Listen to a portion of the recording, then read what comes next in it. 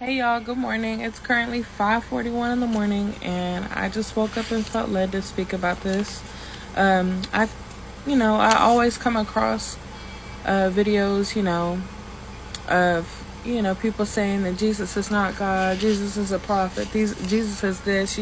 You know, it's just a bunch of confusion. That's exactly what it is, and the enemy wants you to be confused about who the Lord really is.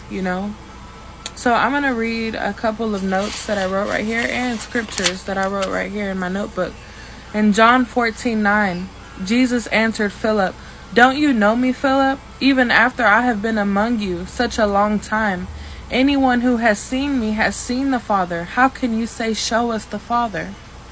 John 14:6 says, "Jesus is the way, the truth, and the life." John 8:58 says, "Before Abraham came to be, I am." This was the first name God gave himself when he first communicated with Moses. Exodus 3:14, God replied, "I am who I am." John 10:30 says, "I and my Father are one." The Jews answered him, saying, "For a good work we're not stoning him, but for blasphemy, and because thou being a man makest thyself out to be God." Hebrews 4:15 says, "For we do not have a high priest who cannot sympathize with our weaknesses, but in every aspect he was tempted, but without sin."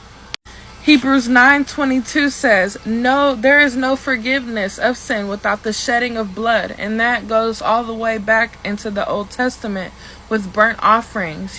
People coming to the altar, giving up animals, because animals are without sin. They're blameless. Giving that up for the forgiveness of sins.